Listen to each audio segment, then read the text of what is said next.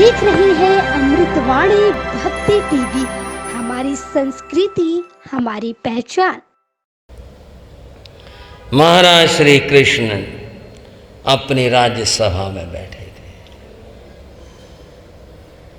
द्वारपाल आया, स्वामिन कोई सूचना लेकर आया है, बुलाओ उसको।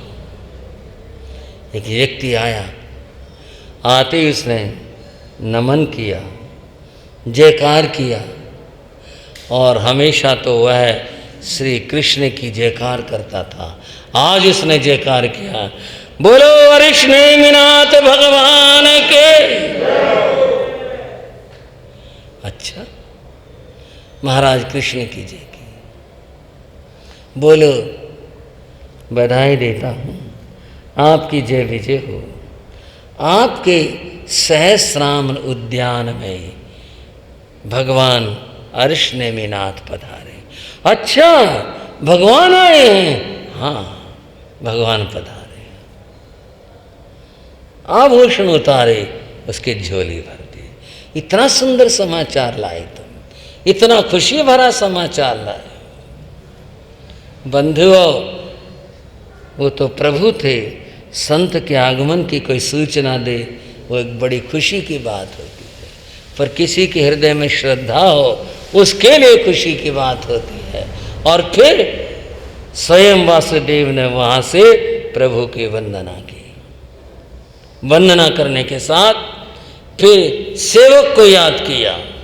सेवक उपस्थित हुआ, जाओ द्वारिका में, आदेश देता हूँ, पूरी द्वारिका में सूचना कर दो, भगवान पधारे हैं। सब लोग प्रभु का दर्शन करेंगे और सब लोग भगवान के देशना सुनेंगे। जाओ, पूरी द्वारिका में सूचना करो। नगाड़े बज उठे, पूरी द्वारिका गूंज उठी, घोषणाएं हो गई, लोगों के मन पुलकित हो गए।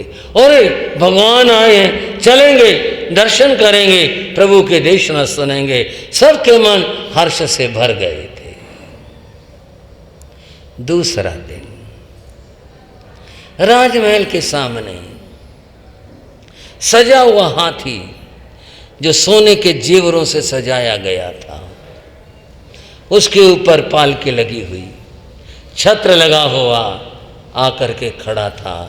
नगाड़े बज रहे थे, बाजे बज रहे थे। क्या हो रहा है?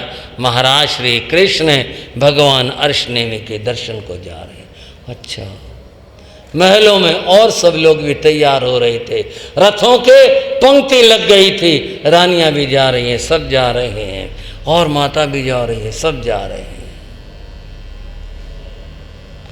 भैया आज क्या बात है? पूछा किसी ने श्री कृष्ण से, और कृष्ण को भैया कहने वाला वही गसकुमाल। भैया क्या बात है आज? तुम्हें नहीं पता? नहीं, आज क्या बात है? भगवान अरिष्णेमि आए हैं। कौन है भगवान अरिष्णेमि? ये तीर्थंकर हैं। तीर्थंकर क्या होते हैं? सर्वज्ञ, सर्वदर्शी, केवल ज्ञानी, जो सब कुछ देखते हैं, सब कुछ जानते हैं। अच्छा, सब कुछ पता उनका? हाँ, सब कुछ पता उन्हें। वो कौन है? अपने परिवार के, अपने ताऊ के बेटे, अपने ही परिवार से हैं। हाँ, गसकुमार। तो आप उनके दर्शन को जा रहा हूं, तुम भी चलो? हाँ, मैं भी चलूंगा, मैं भी दर्शन करके आऊंगा। ठीक है, चलो। बंधुओं, नगाड़े बज रहे थे, दोनों भाई मिल करके गए, जाकर हाथी पर सवार हुए, रानियां रथों में बैठ गई, आगे बाजे बज रहे थे, ध्वजाएं लहरा रही थी। और बंधुओं, वो सवारी कहूँ, शोभा यात्रा कहूँ, वह धर्म कार्य के लिए जा रही थे और चल पड़ी। लोग देख रहे थे, अपने अपने गवाक्षों से, अपने छज्जों से सब लोग, क्या सवारी आई। लोगों ने देखा, एक ही बात जाने, और क्या कहा परस्पर में, अरे चांद और सूरज इकट्ठे हो गए, आओ और देख लो। कृष्ण और गसुकमाल के लिए बोल रहे थे सर। ओ भावो निसन्ना सोहंती, दोनों कितने शोभायमान हुए, ऐसे जैसे चांद और सूर्य दोनों इकट्ठे हो गए हो, इतने सुंदर लग रहे थे। सवारी आगे बढ़ती जा रही थी, द्वारिका के बाहर द्वार से बाहर निकल गए, आगे बढ़ते जाते हैं, मैदान शुरू हो गए, इधर भी मैदान है, इधर भी मैदान है, और इधर उधर बच्चे खेलने लग रहे थे। इस तरह से सवारी आगे बढ़ रही थी। श्री कृष्ण शोभा को देख रहे थे, उनकी दृष्टि पड़ी, एक और कन्याएं खेल रही थी। उन कन्याओं में एक कन्या बहुत ही रूपवती थी।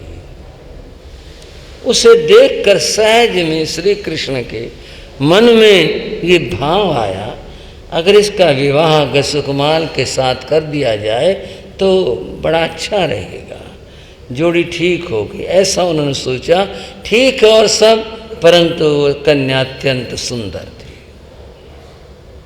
श्री कृष्ण ने सेवक को याद किया, सेवक आया, जाओ पता करके आओ ये कन्या किसकी बेटी है, और इसके पिता से एक बात कहना कि श्री कृष्ण इसका हाथ अपने छोटे भाई के लिए मांगते हैं, अगर वो सहमत हो जाए, उसकी खुशी हो, ज़बरदस्ती नहीं, अगर वो सहमत हो तो फिर इस कन्या को कन्या अंतपुर में छोड़ाना। ये कार्य मेरा संपन्न करके मुझे बताओ। सवारी आगे बढ़ गई। सेवक ने ऐसा किया, पता किया, उस कन्या का नाम सोमा था। पूछा तो उसके पिता का नाम सोमिल था, उसकी माँ का नाम सोमश्री था। वे द्वारिका के रहने वाला परिवार था, और यह परिवार ब्राह्मण परिवार था। राजाओं के यहाँ जाति भेद नहीं होता था, वैसे भी उस जमाने में इस तरह विवाहों में जाति भेद नहीं होता था, और राजाओं के राज परिवारों में तो ऐसा था ही नहीं। उस सेवक ने जाकर सोमिल ब्राह्मण से पूरी बात कही। उसने सुना, वो पुलक उठा, मेरी बेटी का विवाह और राजघराने में होता है, कृष्ण के छोटे भाई से अगर होता है, इससे बड़ी और मेरे लिए क्या खुशी की बात होगी। मैं इससे हर्ष अनुमति देता हूँ। अपनी बेटी को उन्होंने जैसा होता है संसार के कुछ रिवाज, तिलक आदि किए, और वो सब करके बड़ी खुशी खुशी साथ जाकर कन्या अंतपुर में छोड़ा है। आप देख रहे हैं अमृतवाणी भक्ति टीवी, हमारी संस्कृति हमारी पहचान।